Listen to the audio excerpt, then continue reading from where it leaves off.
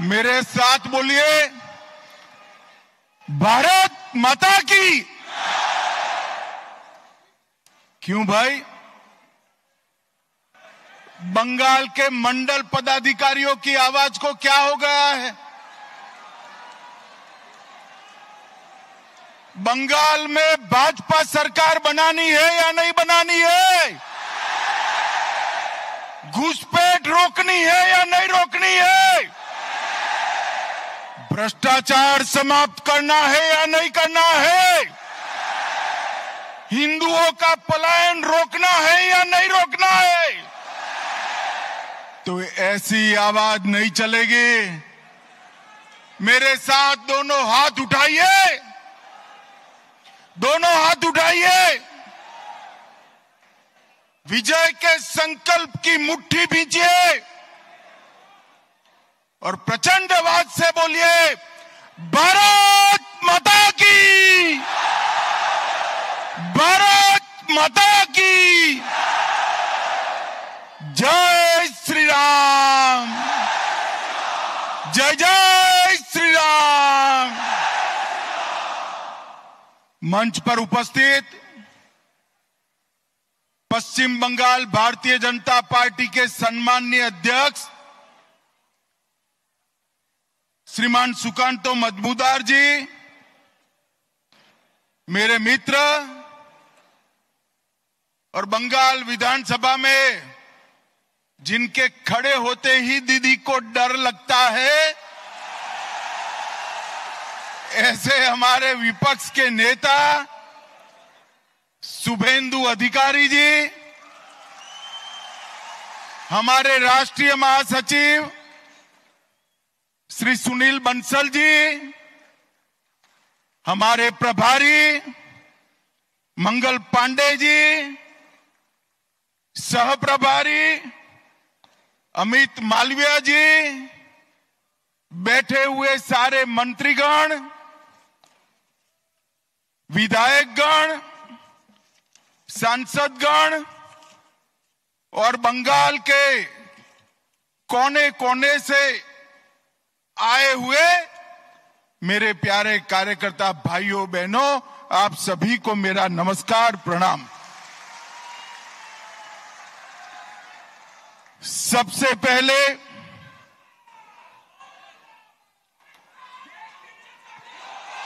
अरे अब सुनो भाई, सुनो, जिंदाबाद जरूर करना है। 26 में हमारे मुख्यमंत्री की शपथ के बाद करना है। भाइयों बहनों, सबसे पहले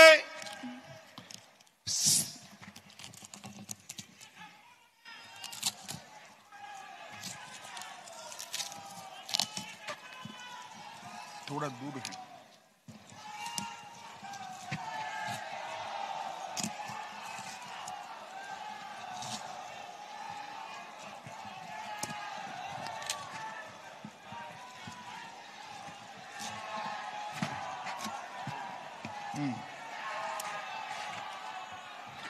भाइयों बहनों, सबसे पहले मैं श्री कालीघाट मंदिर, श्री श्री 108 करुणामयी काली माता मंदिर और दक्षिणेश्वर काली मंदिर को प्रणाम कर कर मेरी बात की शुरुआत करना चाहता हूं। मैं जब ये बंगाल की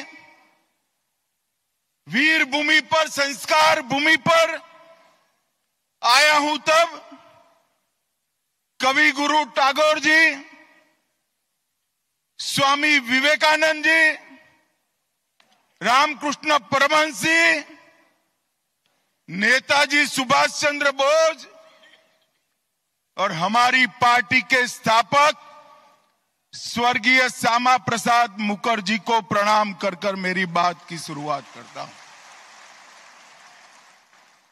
वंदे मातरम के रचयिता महान बंकिम चंद्र चट्टोपाध्याय की ये भूमि, जिस भूमि ने सालों तक पूरे भारत का मार्गदर्शन करने का काम किया। चाहे ज्ञान हो, विज्ञान हो, धर्म हो, स्वतंत्रता संग्राम हो, हर क्षेत्र में सालों तक बंगाल ने भारत का नेतृत्व करा। और वही बंगाल में कई सालों तक कम्युनिस्टों का शासन रहा। और उसके बाद मां माटी मानुष का नारा देकर ममता दीदी आई और उन्होंने ये महान बंग भूमि को आज घुसपैठ, भ्रष्टाचार, स्त्रियों पर अत्याचार, अपराध, बम धमाके और हिंदुओं के साथ दुराचार का केंद्र बनाकर रख दिया है। दुराचार का केंद्र बना। भाइयों बहनों, यही बंगाल में चुनावी हिंसा सेशन के बाद, जब टीआर सेशन सीईसी बने उसके बाद पूरे देश में चुनावी हिंसा बंद हो गई। मगर ये बंगाल है जिसमें चुनाव के वक्त और दीदी को विजय मिलने के बाद सैकड़ों भारतीय जनता पार्टी के कार्यकर्ताओं को मौत के घाट उतार दिया जाता है। दीदी, कब तक बचाओगी उनको? मेरी बात सुन लो, आपका समय अब समाप्त हो गया है। 26 में भारतीय जनता पार्टी की सरकार बनने वाली। और मैं सारे हजारों की संख्या में बैठे हुए मेरे मंडल के पदाधिकारियों को ये वादा करना चाहता हूं कि यहां तृणमूल की सरकार जाते ही हमारे कार्यकर्ताओं के हत्या के अपराधियों को जमीन में गाड़ा है तो भी बाहर निकालकर सजा करने का काम करें। लोकतंत्र के अंदर हिंसा कभी शोभा नहीं देती है। दीदी, हिम्मत हो तो हिंसा के बगैर, रैगिंग के बगैर चुनाव कराकर देखो।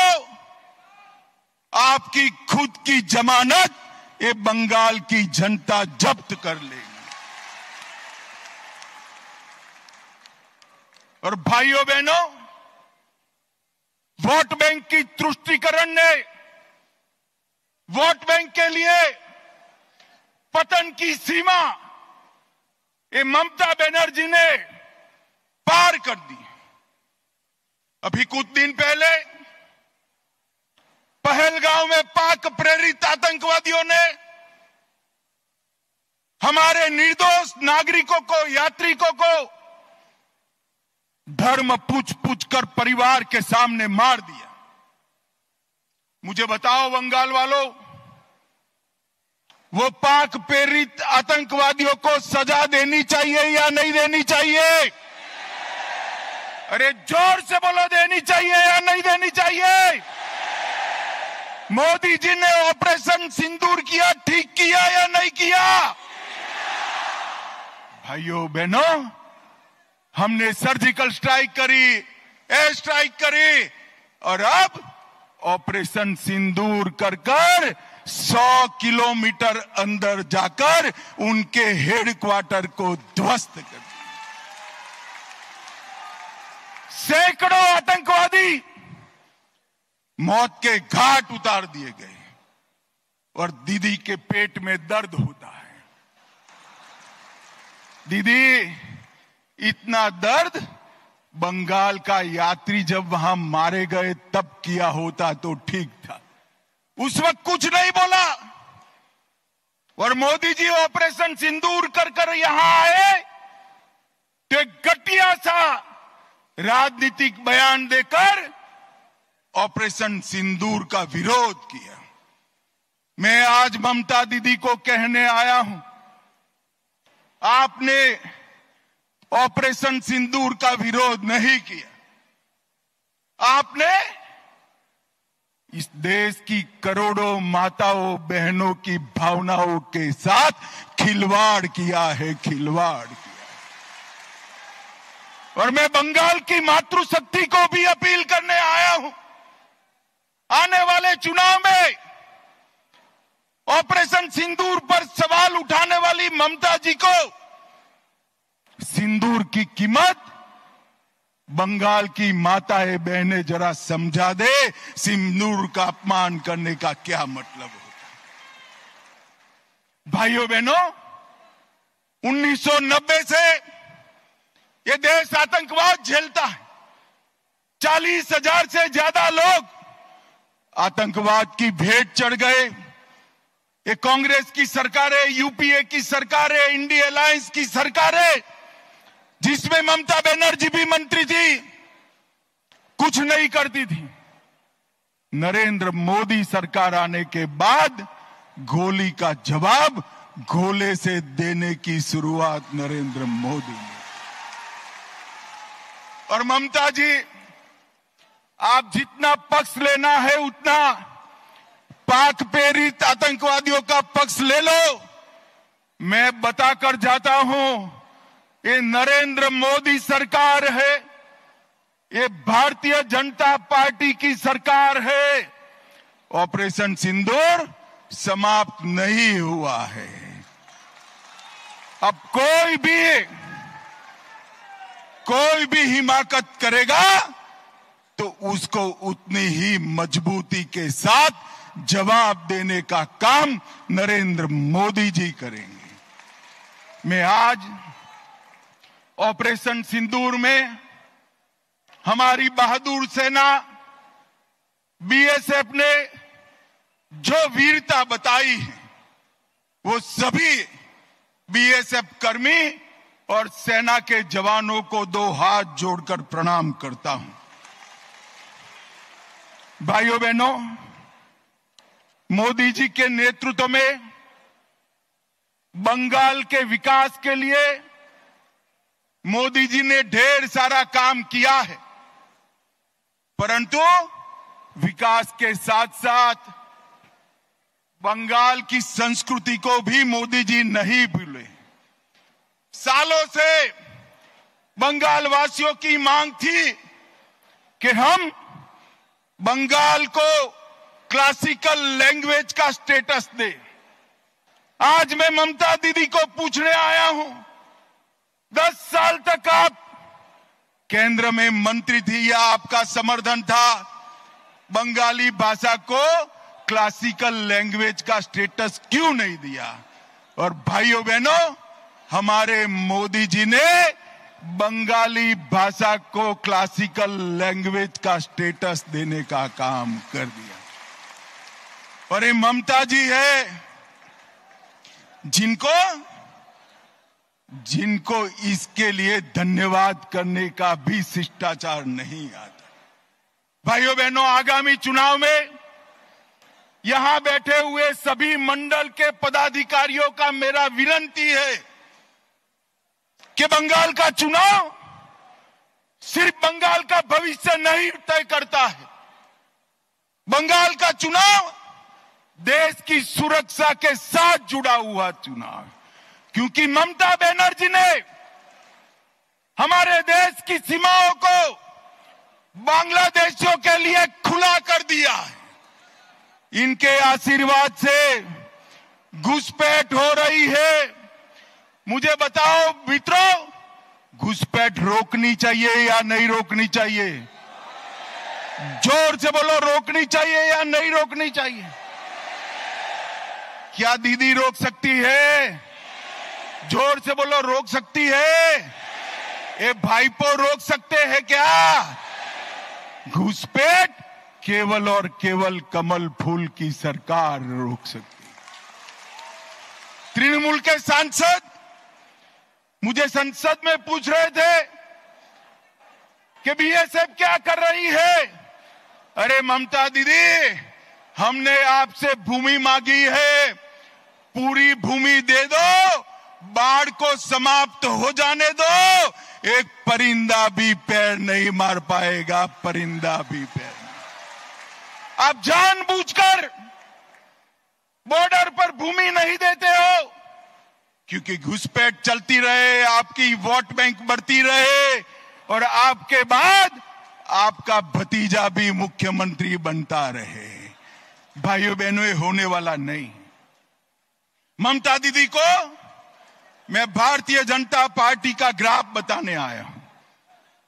17 के चुनाव के बाद हमने तैयारी की, 19 की लोकसभा में हमें सफलता मिली, 21 की विधानसभा में 77 सीटें मिली और 24 की लोकसभा में 97 सीटों पर भारतीय जनता पार्टी का लीड रहा, 97 विधानसभा सीटों पर और 143 सीटों पर 40% से ज्यादा मेरे कार्यकर्ताओं के परिश्रम के कारण वोट मिले हैं।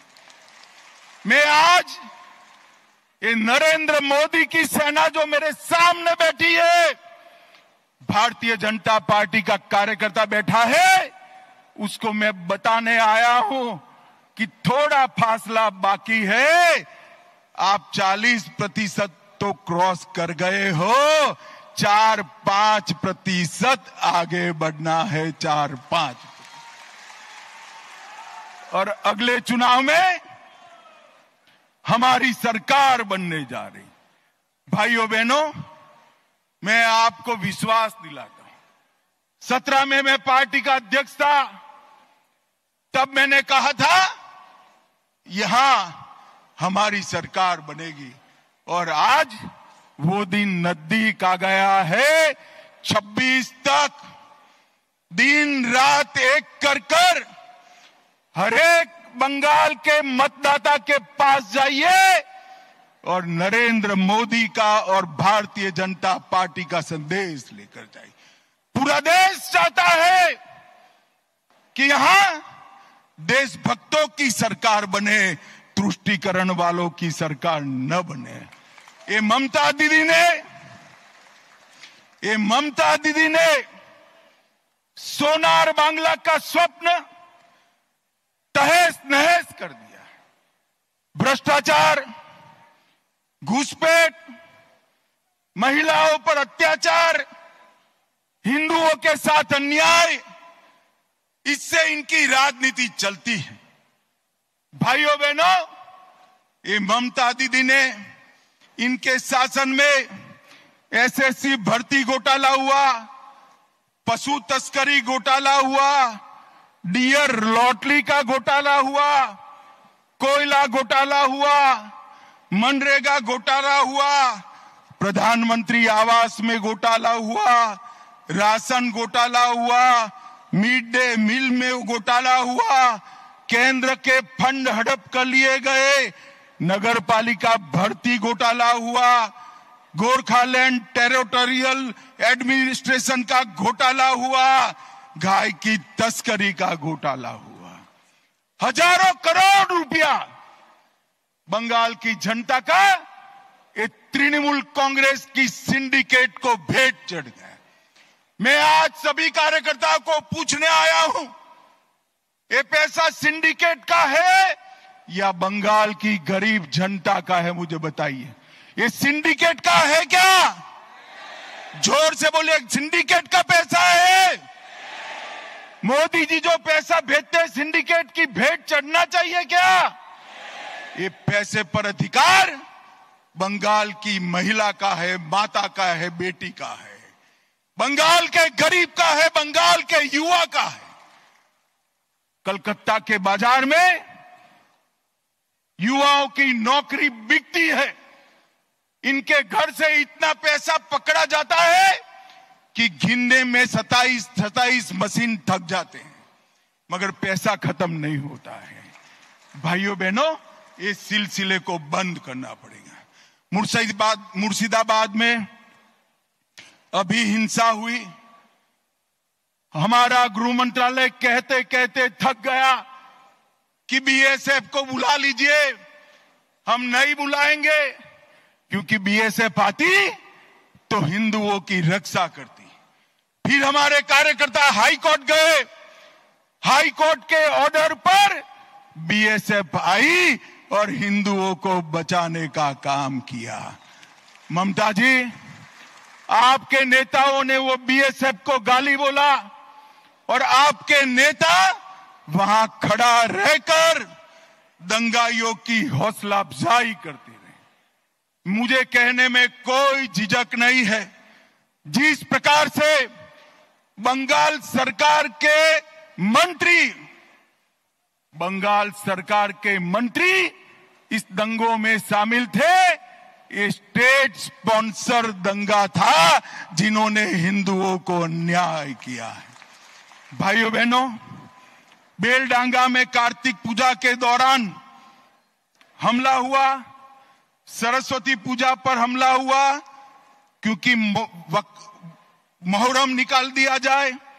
भाइयों बहनों, मुस्लिम तुष्टीकरण की सभी सीमाएं ममता दीदी लांघ गई हैं। मुझे बताओ भाइयों बहनों, मन से बताना, मोदी जी जो वक्फ का कानून लाए हैं वो अच्छा है या नहीं है? जोर से बोलो, अच्छा है या नहीं है?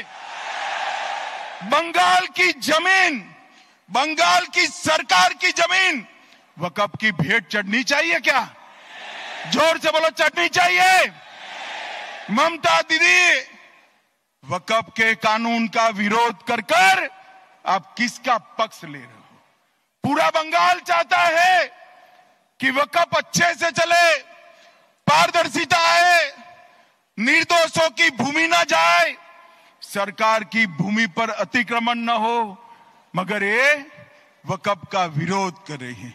ममता दीदी, 2026 तक कर दो, जितना विरोध करना है उतना, उसके बाद आप मुख्यमंत्री ही नहीं रहो। भाइयों बहनों, मस्जिदों के इमामों को वेतन देना शुरू किया, कोर्ट ने रुकवा दिया।